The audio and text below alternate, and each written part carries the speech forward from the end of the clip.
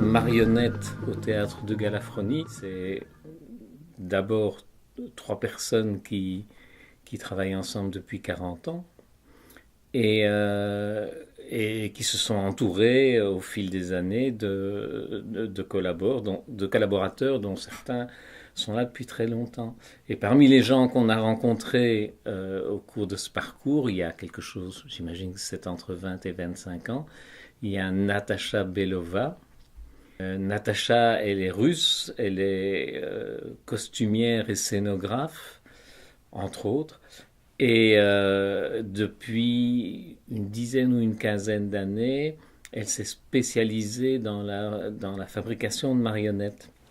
C'est un jour qu'on la croisait entre ses nombreux voyages, qu'elle nous a parlé de ses ateliers de fabrication de marionnettes et qu'elle nous a dit qu'un de ses rêves, c'était d'en faire enfin un dans son pays d'adoption, en Belgique.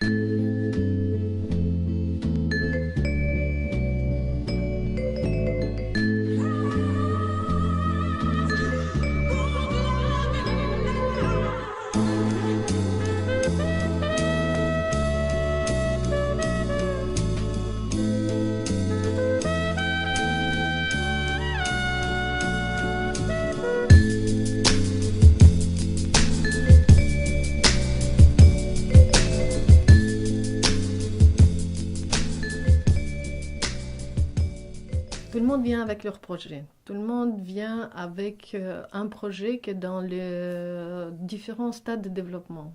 Parfois, c'est un personnage qu'ils ont déjà, qu'ils l'on voit très clairement dans leur tête ou sur leur dessin, qui est très concret et presque vivant. Parfois, c'est des personnages qui sont en train de devenir un personnage.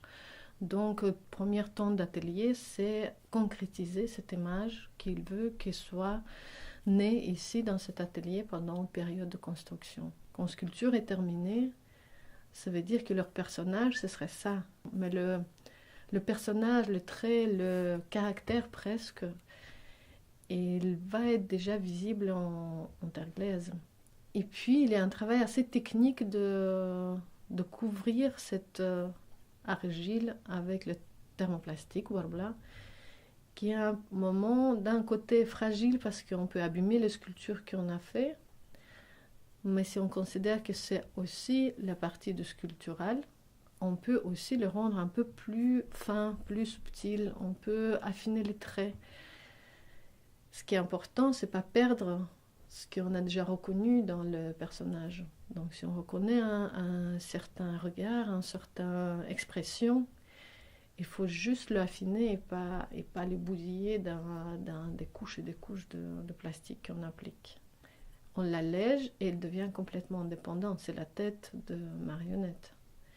Et cette tête, elle va chercher son corps, qui n'est pas évident toujours à trouver, parce que son corps, il va créer aussi quelque chose de complet, quelque chose de défini, qui va définir aussi la taille, va définir aussi le caractère, les proportions qu'on donne à un grand tête, petit corps, grand corps, petite tête.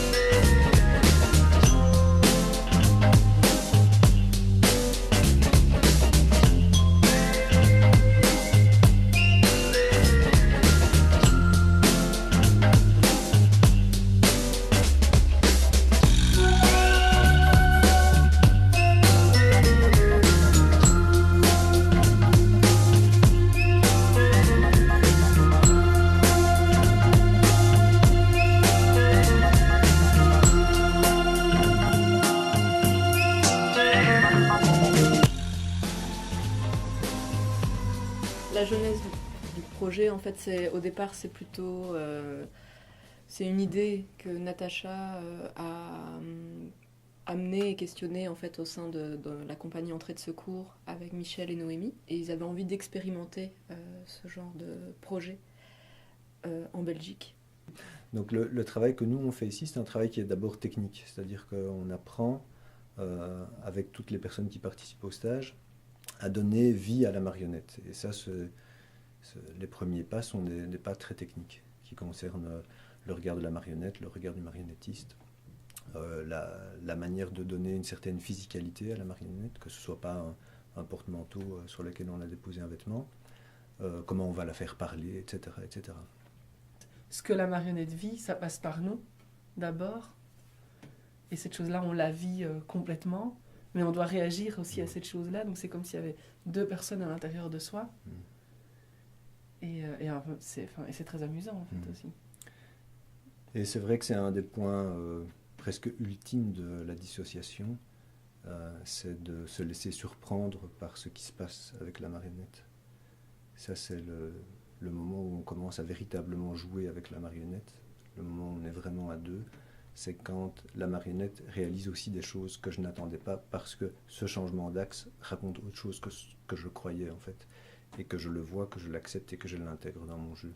Ça, c'est vraiment la souplesse ultime, quoi, on va dire.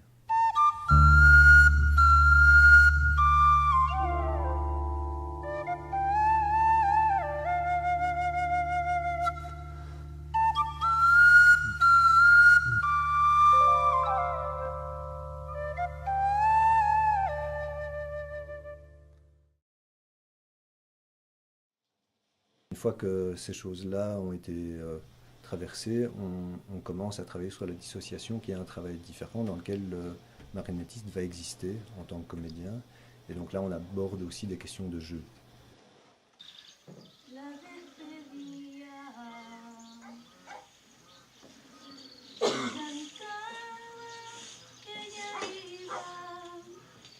¿Cómo?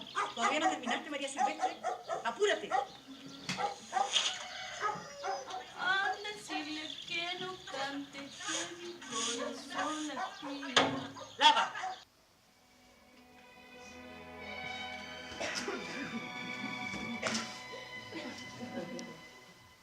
Mon histoire, c'est l'histoire de l'amour. Ma complainte, c'est la plainte de deux cœurs. Un roman comme tant d'autres qui pourrait être le vôtre, changé si ou bien d'ailleurs. C'est la flamme qui enflamme son cœur.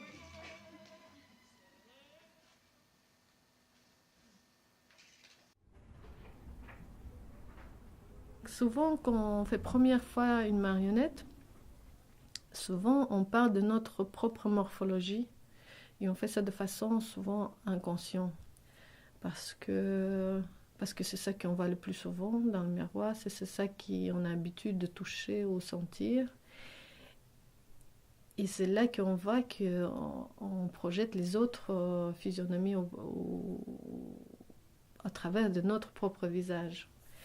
Et ça, c'est très étonnant et c'est très beau à voir à quel point même les gens qui sculptent de façon très difficile arrivent quand même à avoir une certaine ressemblance avec soi-même.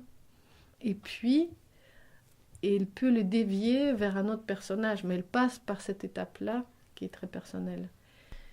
Et c'est aussi le moment où on doit voir comment est-ce que le corps de marionnettiste va rentrer dans une relation presque d'hybride et symbiose avec la marionnette, et que ce lien entre le vivant et, disons, inanimé va construire quelque chose qui fonctionne de façon presque indépendante, en tout cas pour l'œil du spectateur. Dans le meilleur des cas, les spectateurs vont considérer comme quelqu'un qui vit sa vie. Il est un créateur et qui devient à ce moment-là les comédiens. Ils sont là juste pour l'aider. Et ils sont beaucoup moins intéressants que le personnage. En tout cas, dans certains projets, c'est important qu'ils soient moins intéressants que leur personnage.